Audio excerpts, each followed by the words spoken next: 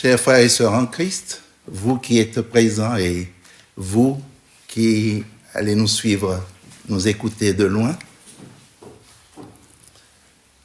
Jésus serait-il dans la peau d'un syndicaliste des temps modernes? En France, où on aime protester et manifester, je le vois bien avec une pancarte portant l'inscription « C'est moi qui suis le bon berger ».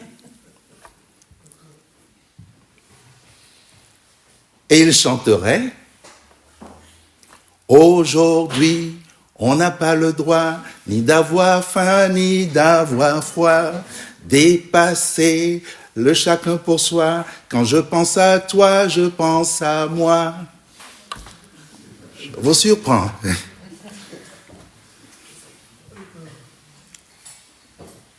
En effet, notre texte s'inscrit dans un contexte polémique.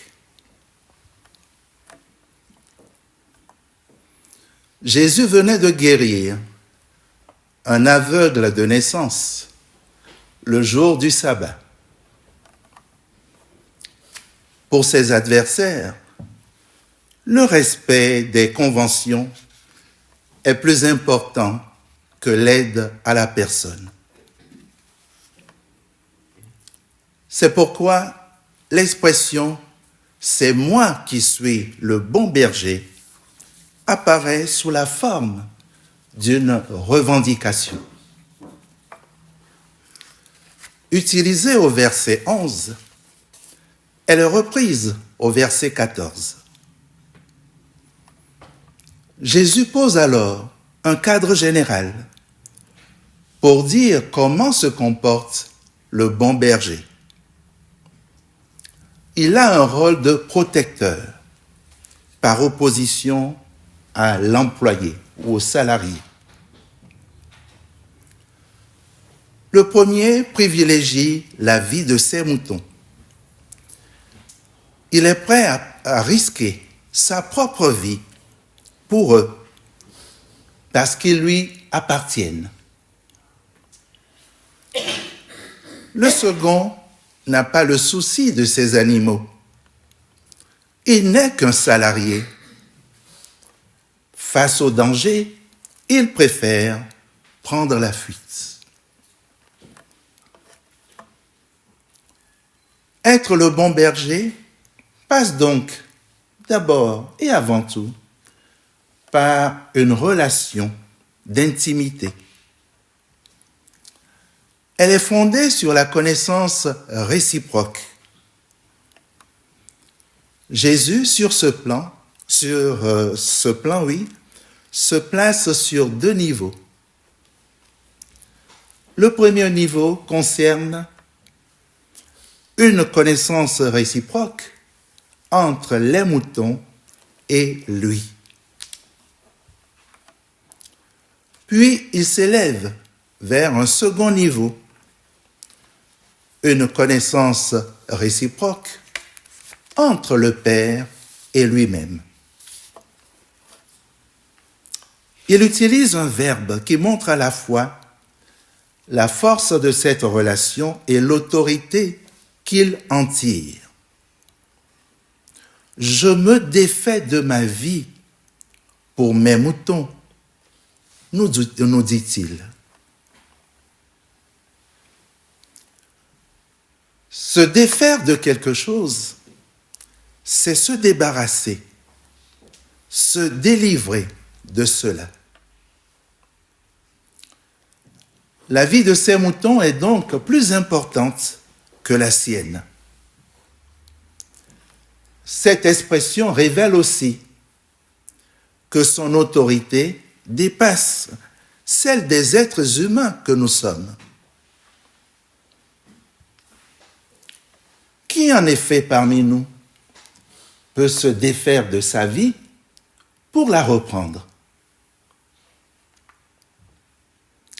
La vie de Jésus, dans ce cas, s'apparente à un objet qu'il a entre les mains, Il a le pouvoir de s'en détacher et la capacité de le réapproprier en toute liberté au moment où il le désire. Dans la version originelle de notre texte, en grec, le verbe qui est traduit par « je me défais » de ma vie est titémi. Il signifie placer, poser, mais aussi déposer quelque chose à soi entre les mains de quelqu'un d'autre. Donc quelque chose qu'on a à soi, on le dépose entre les mains de quelqu'un d'autre. De façon indirecte, il montre qu'il a une confiance absolue en son Père, en qui, entre les mains de qui, il peut remettre sa vie et la reprendre. Cette confiance absolue est fondée sur l'amour. Les destinataires du message de Jésus étaient des Juifs, des pharisiens. Certains, en l'écoutant, le prenaient pour un fou.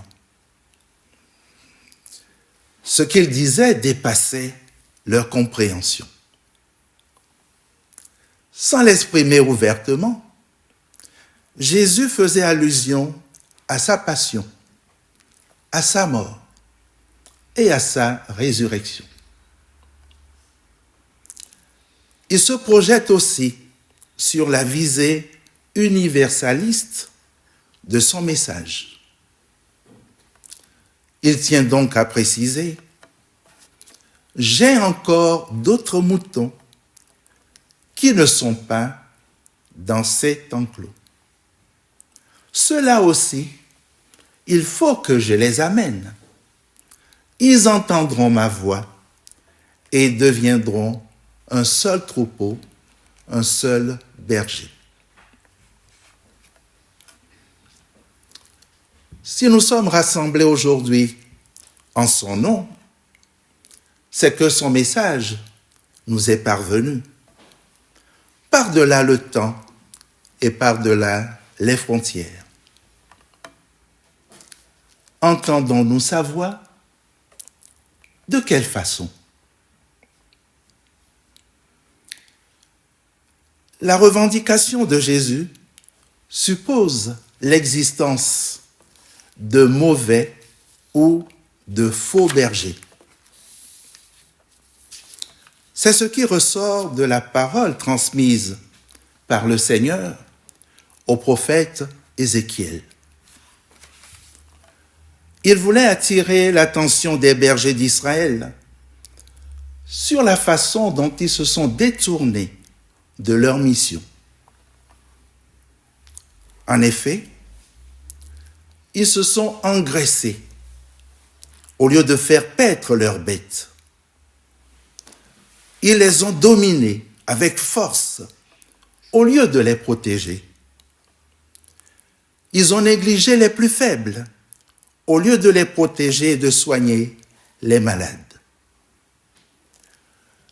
Ils les ont laissés s'éparpiller au lieu de ramener celles qui se perdaient. Vous avez sans doute reconnu dans cette description peu flatteuse les dirigeants rapaces d'Israël, responsables de la condition du peuple. C'est pourquoi le Seigneur s'engage à le rassembler lui-même, à en prendre soin, à le nourrir et à s'occuper de ses membres, surtout les plus faibles.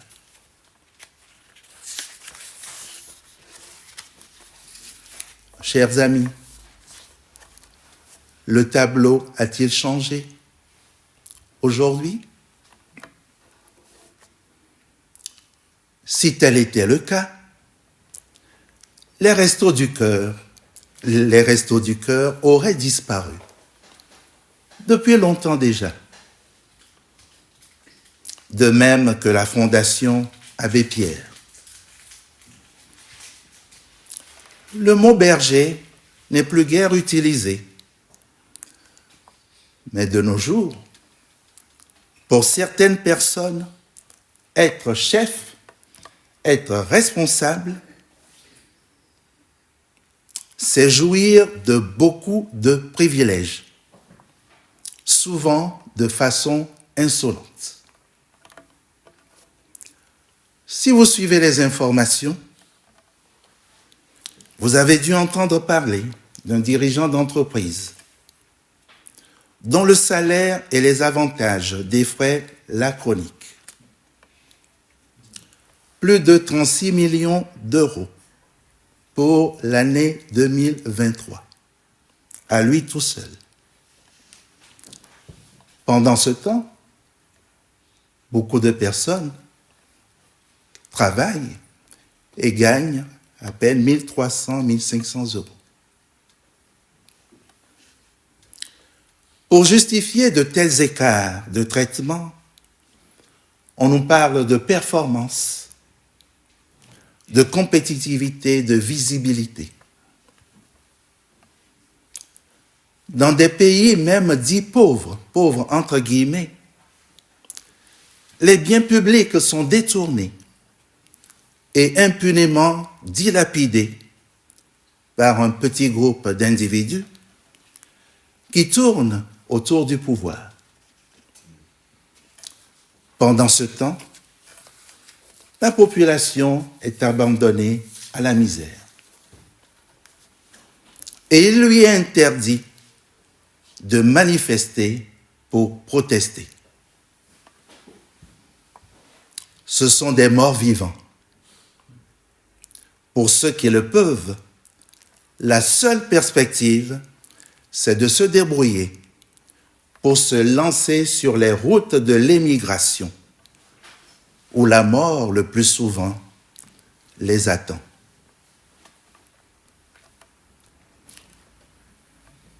Certaines églises ne sont pas en reste.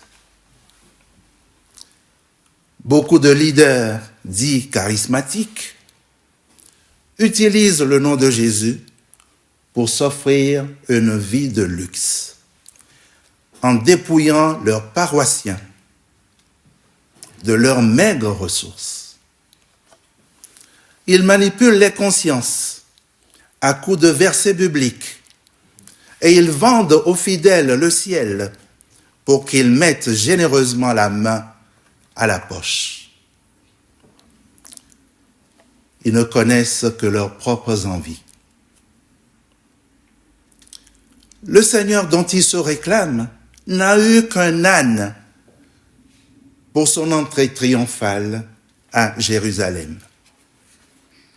Il allait vers la crucifixion, il allait se dépouiller de sa vie par amour pour nous et par obéissance au Père.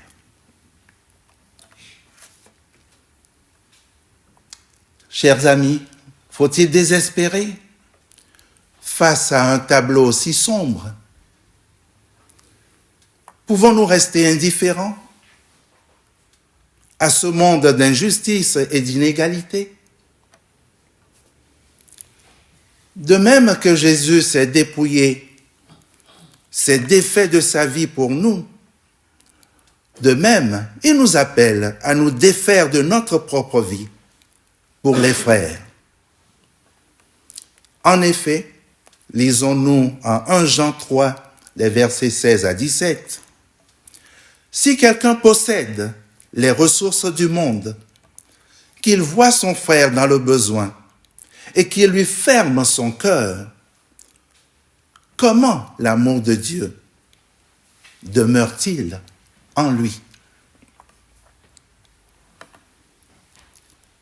C'est au nom de l'amour manifesté par Jésus et en Jésus que des églises s'investissent, heureusement, dans des œuvres sociales. Éducation, soins à la personne, protection de la veuve et de l'orphelin. Ce sont des domaines dans lesquels beaucoup d'États sont malheureusement défaillants. En ce sens, j'ai été frappé par le parcours d'une personne. Sa grandeur vient de sa fragilité et du soin qu'il a cherché à porter aux autres. C'est l'abbé Pierre. Il avait toujours été de santé fragile, mais il portait une conviction. Cette conviction, c'était de faire la guerre à la misère pour servir la paix. Et sa vie a été une incessante révolte de la bonté. Il a en effet lutté pour la dignité humaine dans l'amour de Dieu. Il a défendu la cause des pauvres, milité pour le droit au logement, s'est engagé pour l'éradication de la pauvreté en France, mais aussi dans le monde. Vous le connaissez sans doute comme le fondateur du mouvement Emmaüs. Mais savez-vous qu'il a été élu député de Meurthe-et-Moselle de 1946 à 1951? Dans ce rôle, il ne s'est pas laissé détourner de sa voix. Au contraire, sa permanence à Nancy était ouverte aux démunis, aux malades et aux sans-logis.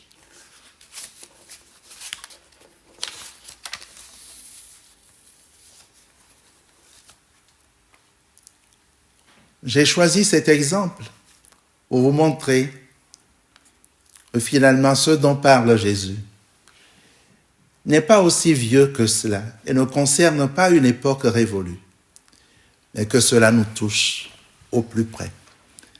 Et que l'exemple, que ce soit l'exemple des Restos du Cœur, que ce soit l'exemple de l'abbé Pierre, que cela nous touche également.